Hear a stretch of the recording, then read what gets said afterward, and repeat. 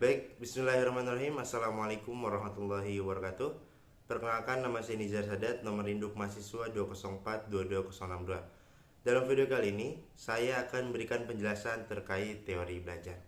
Oke, sebelumnya, belajar sangatlah penting dalam kehidupan semua manusia. Selama manusia masih mengemukan nafas, maka manusia akan terus belajar.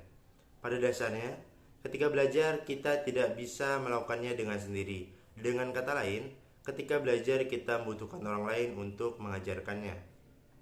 Dalam proses belajar, ada yang namanya teori belajar.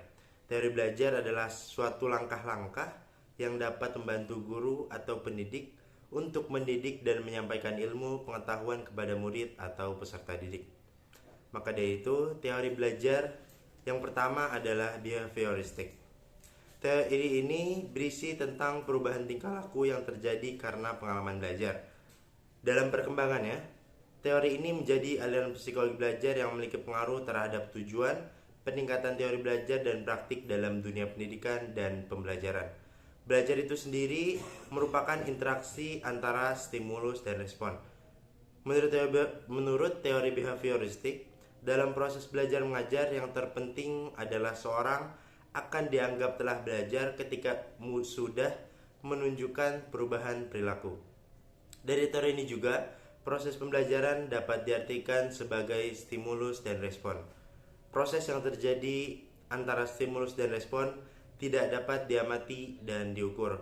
Hal yang terpenting dan perlu diperhatikan adalah perilaku dari stimulus dan respon. Maksudnya apa? Maksudnya apa yang diberikan guru atau stimulus dan apa yang diterima oleh murid atau respon harus diperhatikan dan diukur. Hal itu dilakukan karena pengukuran stimulus dan respon merupakan hal yang penting agar dapat mengetahui apakah murid mengalami perubahan tingkah laku atau tidak.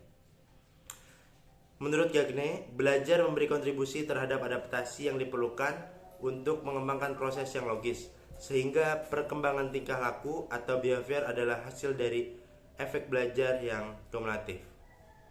Yang kedua, teori belajar kognitif. Seorang psikolog asal Swiss yaitu Jean Piaget mengembangkan teori kognitif, sehingga teori belajar kognitif disebut juga dengan teori belajar Piaget.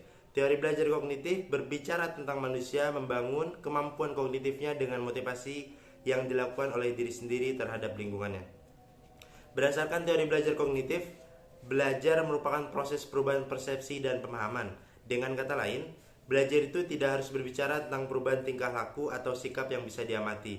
Setiap orang memiliki pengalaman dan pengetahuan yang berbeda dan tertata rapi dalam bentuk struktur kognitif. Pengalaman dan pengetahuan inilah yang membuat kegiatan pembelajaran akan berjalan dengan baik. Teori ini dikatakan dapat berjalan dengan baik ketika materi pelajaran yang baru bisa beradaptasi dengan struktur kognitif atau kemampuan yang dimiliki oleh siswa. Dan inti dari konsep ini adalah bagaimana munculnya skema atau rencana manusia dalam mempersiapkan lingkungannya. Dalam tahapan-tahapan perkembangan manusia atau saat seorang mendapatkan cara baru dalam maknai informasi secara mental. Dan yang ketiga adalah teori belajar konstruksivisme. Konstruksi berarti membangun. Jadi teori belajar konstruksivisme adalah suatu usaha yang dilakukan untuk membangun tata hidup yang berbudaya modern.